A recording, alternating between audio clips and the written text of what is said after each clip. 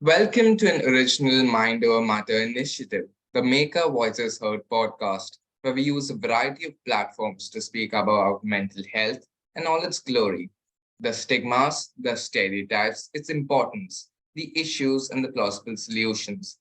Everything under the sun to make your life better. Because after all, you know what they say mind over matter is the only way. Today, our distinguished guest is Dr. Sagareeka Roy Bhatia.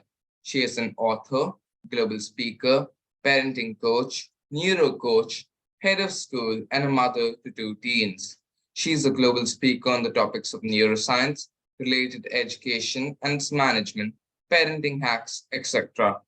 Currently, she is creating a non threatening learning environment for learners who are not mainstream but sports enthusiasts like football, hockey, and tennis players representing India in their respective sports. Welcome, Dr. Bhatia. Thank you very much. Thank you very much. Yeah. My first question for you today is that the World Health Organization estimates that close to 20% or one in five students are actively dealing with mental health issues. The student suicide rates are the highest of all time. It is the second leading cause of death. The number of students today experiencing mental health problems is also on the rise. What factor do you see being the reason for such an increase in mental health issues? Yeah, after having spent so many 26 plus years with, in the field of education with learners, so there are many factors, So the first factor is your home, the home environment that the child comes from, the kind of pressure that the parents have. And normally what happens is that, the parents, the dreams that they have not been able to accomplish, they expect their children to accomplish it. All their unaccomplished dreams, when it is put on the child, there's a lot of pressure created, and they don't even understand that the child's aptitude is not the same as their aptitude. Every child is different. So that is first. Second thing is also comparison between siblings. Parents compare a lot of, the children, then the neighbors, not only siblings, it's the neighbors' children, the localities' children. That also causes a lot of pressure on the child.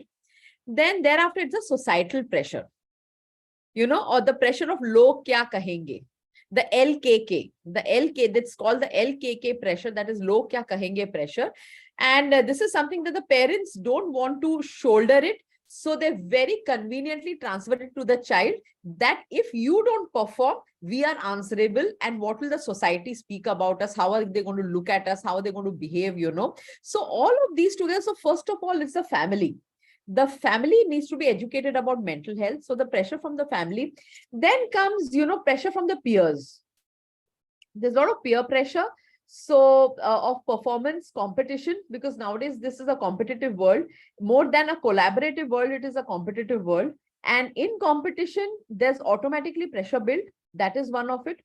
Then the other pressure is also the environmental factors, When I talk about environmental factor, it doesn't mean environment. It means that, say, suppose, my friend has some certain gadgets and I don't have it.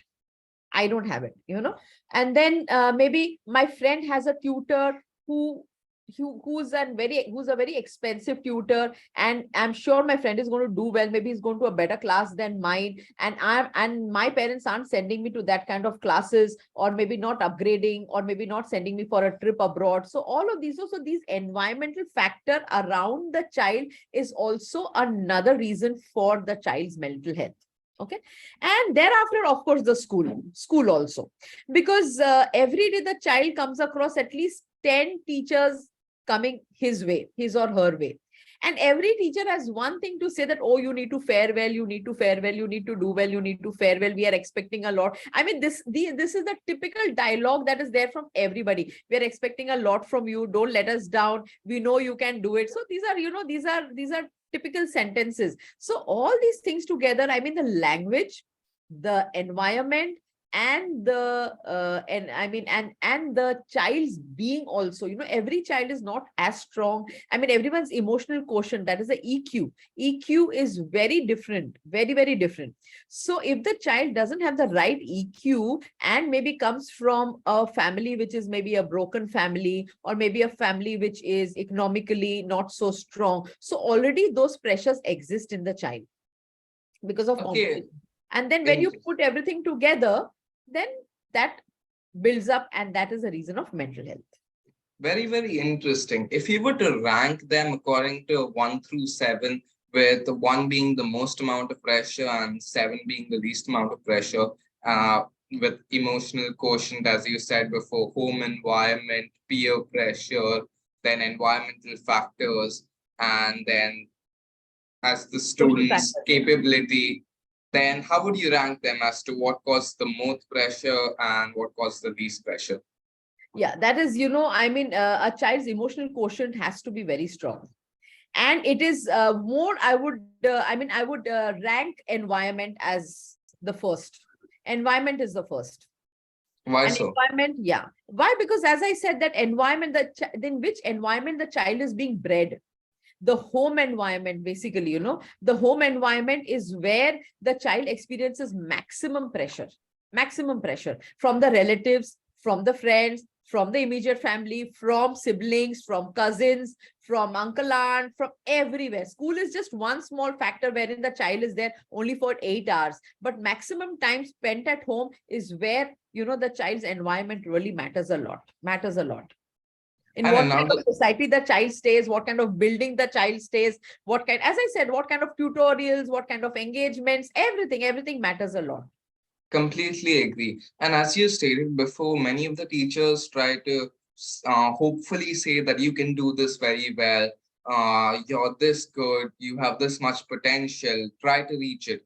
Would you agree that this builds a lot of stress on the student? And what do you think that the teachers should do to combat this?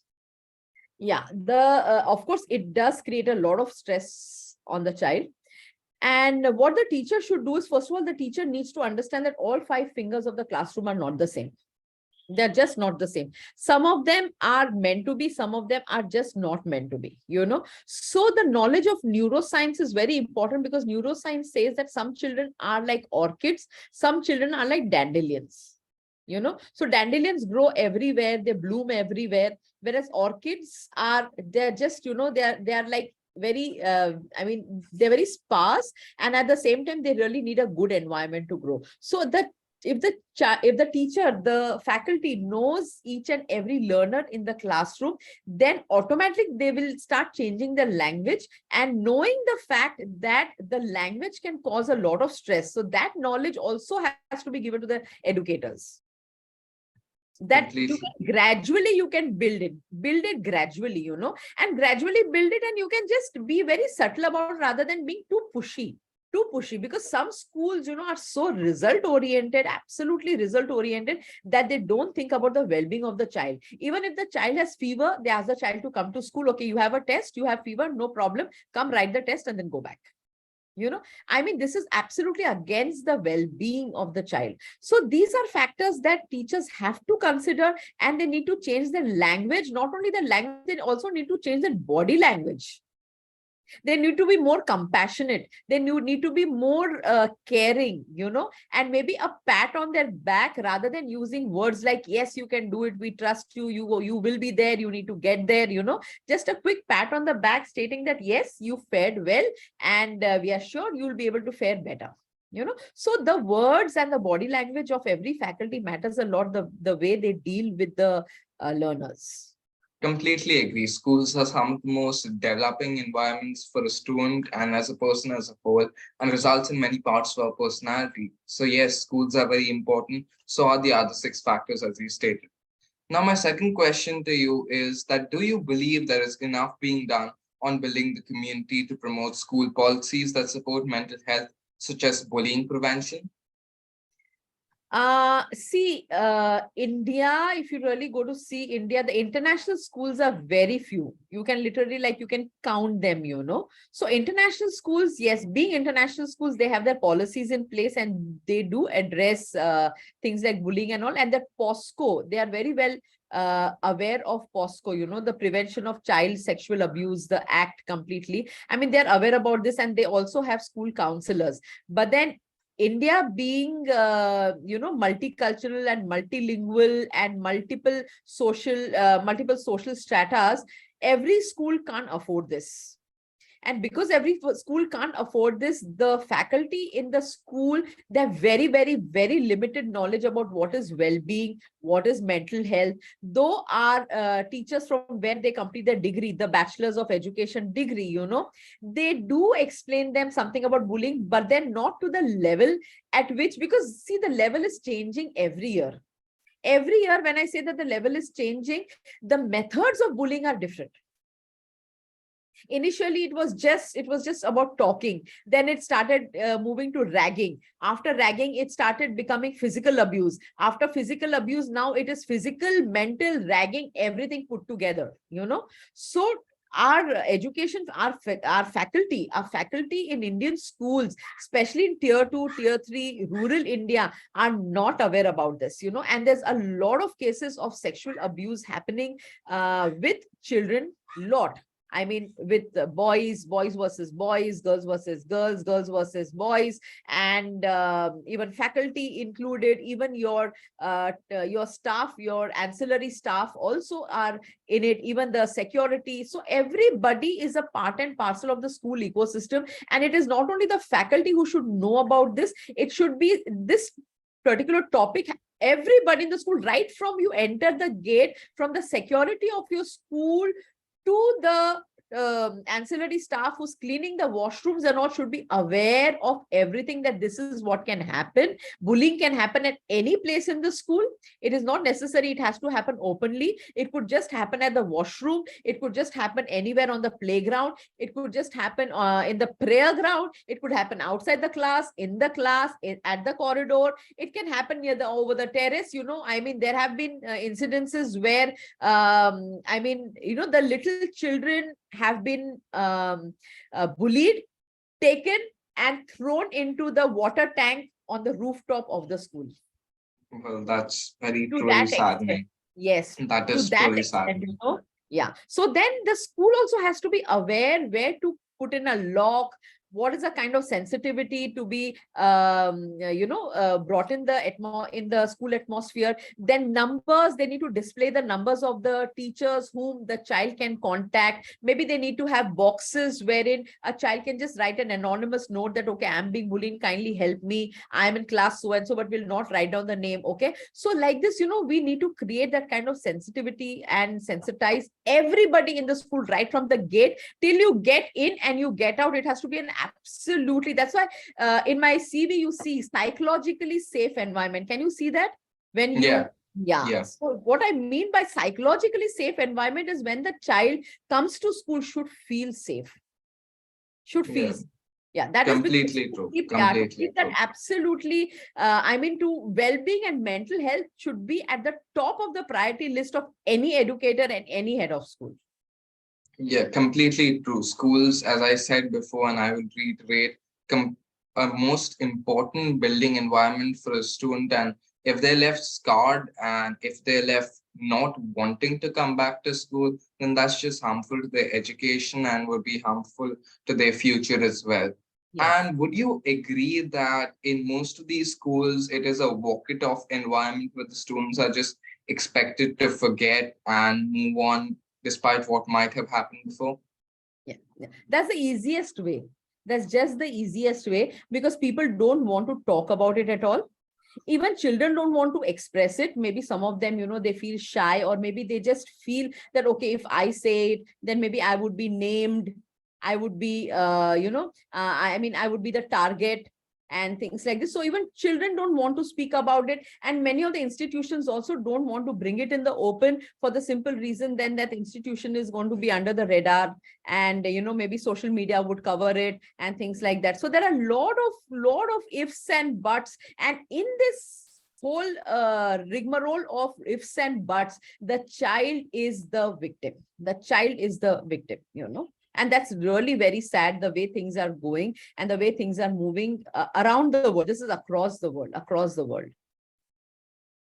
And as you said before, these schools do not have enough staff, nor do they have knowledge about all the activities that are going on inside the school grounds itself. So, would you propose these schools do to prevent this bullying, or at least lessen its impacts on the students studying over there? See, it calls for a lot of investment. And in India, tier 2, tier 3 cities, the schools in the villages and things like this, they really don't want, they don't have that kind of budget to invest in good counselors, in good speakers who can come and sensitize. They can have workshops, but then yet it is on, because there are certain state governments which are very proactively coming ahead, and they are ensuring that their particular state government schools have certain outside faculties coming in and sensitizing the staff members. And there are a lot of workshops also currently going on, because it has been found that in India this is a very common cause, and now that suicides are on the rise. So people are looking at it seriously, but not all that serious that it should be. Okay, completely understood. As you talked before, counselors, being an educationist, do you see schools investing in counselors in the near future? And do these counselors need to have an open door policy to communicate with the students, or do they need to secretly communicate with the students? And what do you think their behavior should be?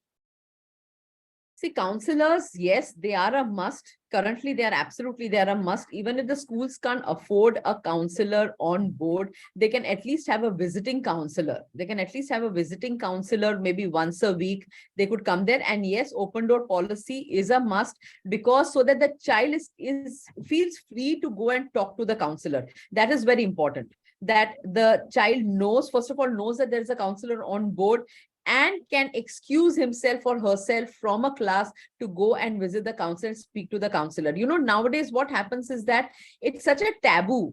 The moment the child wants to go to the counselor's room, oh, everybody says, oh, he's gone to the counselor's room, something is wrong, and it becomes a talk of the school.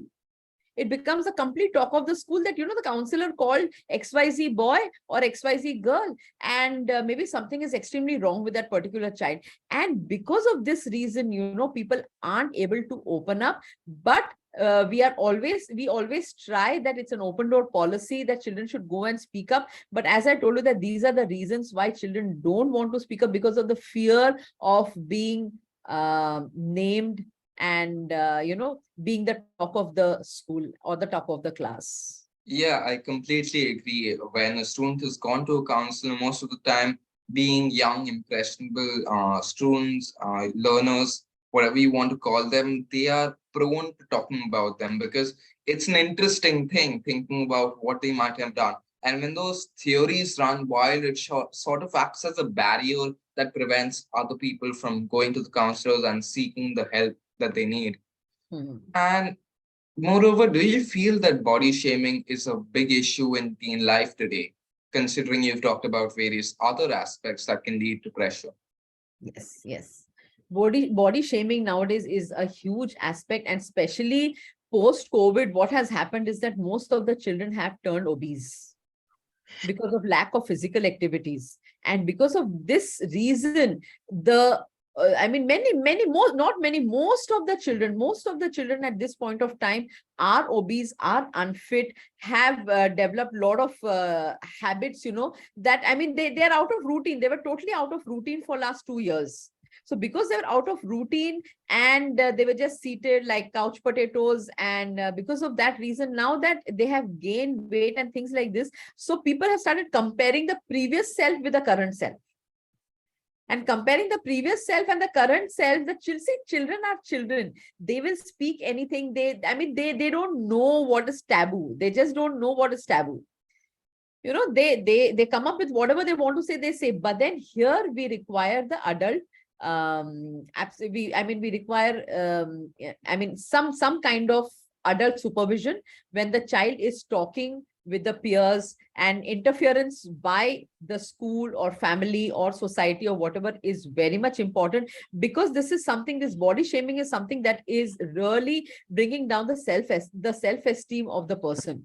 And once the self-esteem of the person is low, as I said, if they are low on emotional intelligence and the self-esteem also is low, it's very disastrous, extremely disastrous. Then the child goes into, then there's anxiety created, and when there's anxiety created, the child gets into depression. And when the child gets into the depression, obviously there is no performance, there is zero performance. So then there's extra performance pressure on the child, when the child is unable to come out of that state of depression and anxiety, plus the child is facing the pressure. So can you imagine, the child is battling within himself.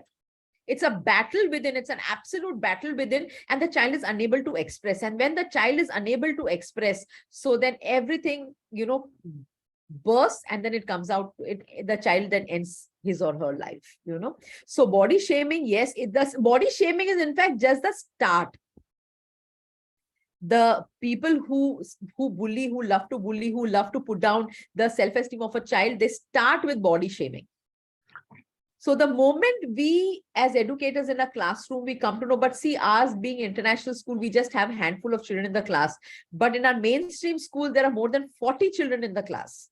And how do you come to know, how does the teacher take care of these 40 children? So it is also important that the parents also interfere and take care of the child. Like if the child comes home and suddenly the child is showing a different behavior, okay, if the child is not behaving normal, if the child isn't eating normal, if the child has just closed the door and is sulking, if the child isn't speaking very well, is not talkative the way the child would be talkative before and is not talking, suddenly there's a change in the behavior, the parents should intervene there itself and then find out what is the reason behind the child behaving differently.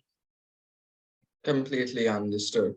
And as you said before, when a child is facing such issues for some reason whatsoever, maybe it's mental health related, maybe it's just them gaining weight and then they're being put into various different labels. What do you think about children being labeled and named at called various different names that they do not want to be called? How do you think this affects their personality and their mental health? Oh, this is one of the reasons. This is one of the reasons for, for the child's mental health. That is, obviously nobody would like to be called names, and we should also inform the children that nobody gives you the right to call anyone names. Like, we have children who call others, you're black, you're white, you're kalu, you're patlu, you are, these are the words that children use. So we need to sensitize the children that these are politically wrong words. These are absolutely politically wrong words, and you cannot be using this. So sensitizing children is important. See, children aren't to be blamed. We can't blame children because they derive joy in saying so. They just derive joy in saying so. But then that is where parental interference, schools interference is of utmost importance, because somewhere we need to put a stop to this. Somewhere we need to, and let me tell you, some of the times, the other child in front of everyone takes it very positively and jokingly, but when the child is alone, it has a very, very, very serious effect on the child's mental health. Very serious effect on the child's mental health. Nobody would like to be called names at all. Nobody. And nobody even gives anybody a right to call names. No? That is something that we need to sensitize the whole school, that nobody gives you the right to call anybody names. So it's not funny. Yeah. It's not funny at all if somebody is calling names. We need to stop it. There is a nip it at the bud, before the things grow. Yeah, completely agree. Racism or calling other people names is not at all right, because while they might be in front of you, they might be showing that they're completely unaffected. But internally, I think we all develop a seed of doubt. Internally, it's all internally. Yeah. So a seed of doubt is always developed when you call a name. You would be self-stewing, thinking, what did I do to be called as such? And I think that's just detrimental to a child's mental health, nothing else. Totally. And Moreover, I did enjoy reading your book, Just Expressions. So, can you tell us a bit more about it and what really drove you to writing about it? Well, just expressions is just, it's all about just expressions.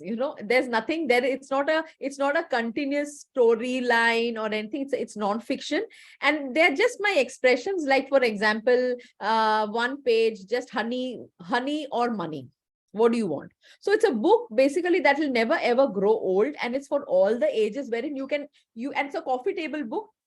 Whenever you've got nothing to do, you can just flip a page of the book, and you can just quickly just go through it, and you can build your thoughts over it. You can just build your thoughts over it. That is, like, for example, the topic which I said, that honey or money. So what do you want? You want money, or you really want to get into a good relationship and enjoy life? So what is your priority in life? So you can also debate with your friend on this particular topic. So then there are various interesting topic, that is one day or day one. Yeah, Another topic. completely agree. Yeah, Completely agree. one day or day one. Now it is up to you how you perceive it, whether one day is important for you or day one is important for you. So it depends on how you perceive, how your friends perceive, and when you all can come together over a cup of coffee, you can just open the book and flip it and discuss over it. Or every topic is debatable, and every topic is very juicy, if I could say so. That is, when I say juicy, it has, it will really open up it will give you a dopamine high, and it's like a dose, an oxytocin dopamine high. And it's open for all age groups, depending on the way the person reads it and perceives it. The level of discussion could go to that particular level, depending on the Com- age that com- is reading it. Yeah. Yeah, agree. The book Just Expressions has a lot of colloquial language, and I think the main message that at least I got from the book is every single person has their own opinion. Your opinion might be different from them, your viewpoint might be very different from them, but that doesn't mean that you should judge them. After all, if I were to choose an option, that doesn't mean it's the right option. It's not mathematics.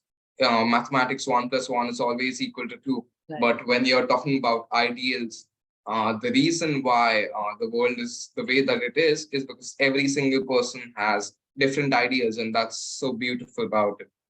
My last question for you today, and although I did love this discussion, it must come to an end, is that how does mental chatter affect the mental health of teenagers? Wow, I love this question. Mental chatter. So we all have a monkey mind. All of us have a monkey mind, and all the time, at any given second, there are almost not 40,000 thoughts running through the mind.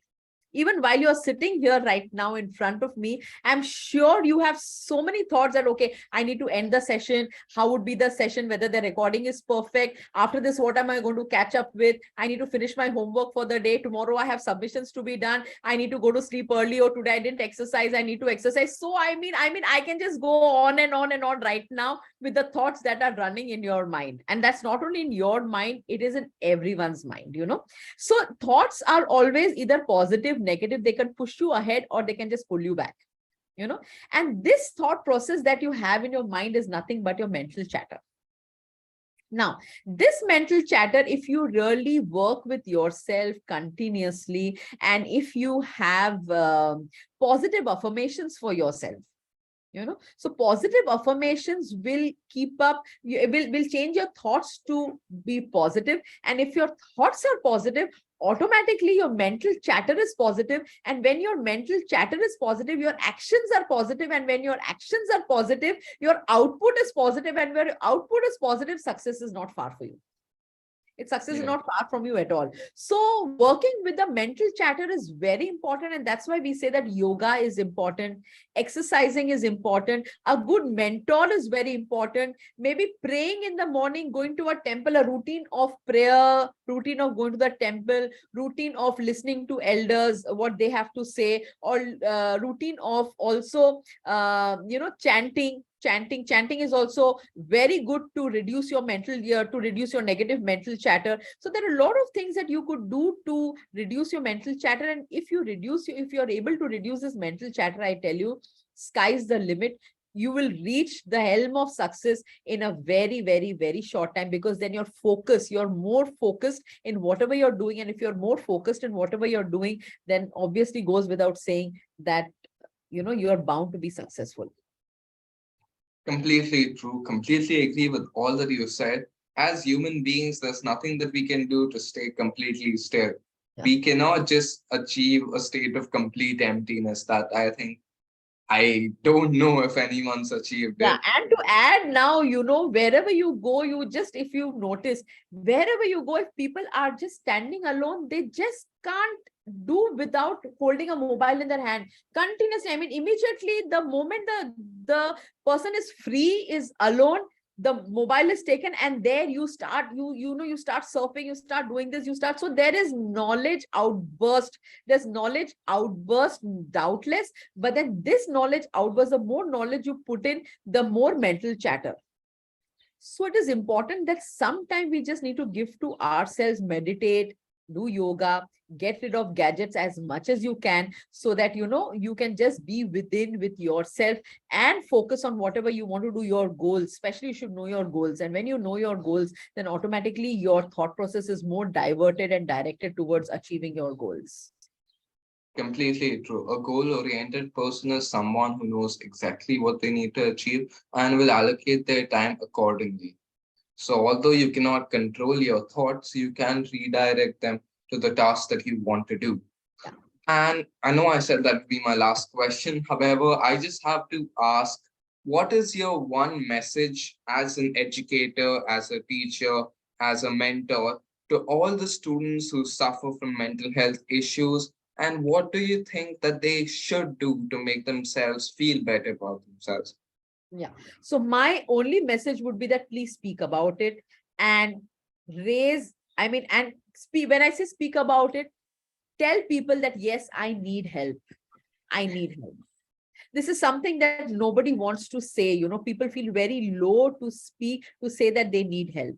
So this is something that I would really want people to come and outright say that, yes, I need help, and let them speak about what they are going through and not shy away from it. If they want to have a good life, if they really want to have a beautiful life, because life, I mean, everything is so good around, but if your mental health doesn't support that, nothing around you is going to be good.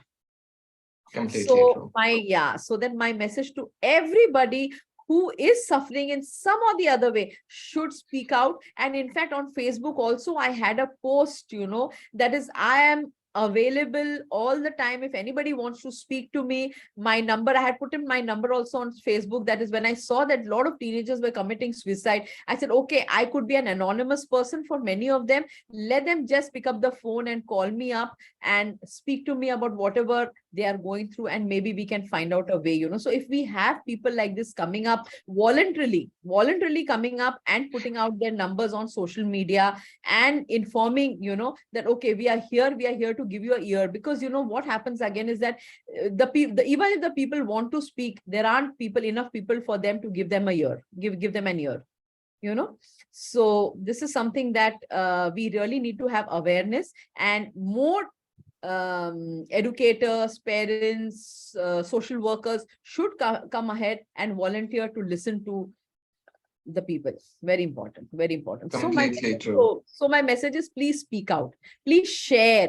Please share what you're going through. That's it. If you share, I'm sure you can come to a solution. But if you don't share, then there's no solution at all. No solution at all. You Completely make it or agree. you break it. You make it or you break it. Completely agree. Completely agree.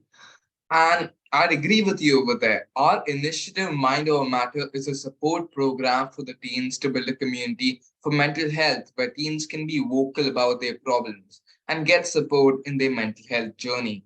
We believe change doesn't necessarily need to be large and global.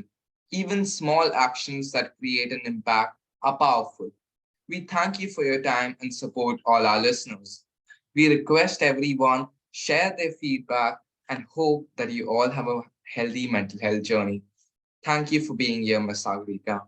Thank you so much, Agastya, for having me over. And I really want to make a difference. And let's together make a difference towards working towards the mental health of the youth, the children, anybody for that matter.